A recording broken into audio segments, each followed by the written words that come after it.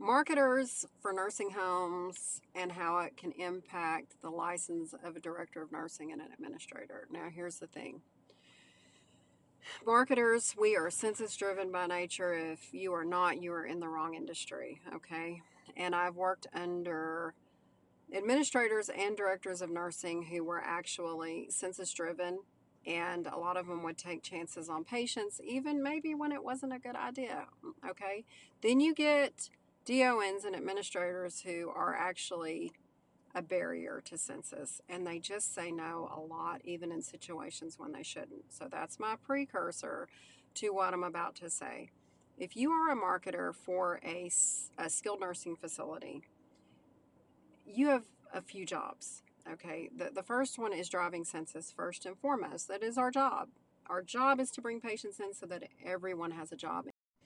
You're DON and administrator, okay, and the nurse aides and the therapy directors and the nurses and the receptionist and the dietary team and the housekeeping team. We have a lot of people that it is our job to try to keep them employed, and you need the help of specifically the other people who make decisions, which is your DON administrator. Your other job, though, is to protect their license. There are times, and I've seen it, where corporations themselves really don't place those licenses as a priority as far as protecting. They're just like, we need these licenses to operate, and that is how they use these individuals. I've seen it done. Okay, it's a fact. And so part of your job, it should be a partnership.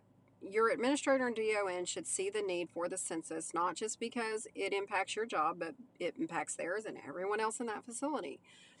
But they should also, you need to help protect those licenses.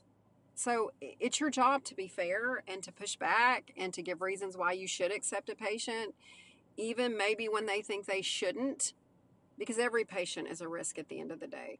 But what you don't want to do as a marketer is you don't want to push a patient in the facility that knowingly is going to impact their licenses in any way. They have enough of a struggle for the most part with the corporations that they work for. And some corporations, they do respect those licenses and they do support them, but not to a point to where it's a barrier for everyone. But there's a point to where you kind of have to say this. If this was me, if this was my license that I worked really hard for, and you have a good supporting team on the other end, you're going to want to support them in that way. You're going to want to be their partner, and you're not going to want to put their licenses in jeopardy. I hope that helps, especially for my new folks that have gone into skilled nursing facilities and to business development. Y'all have a good day.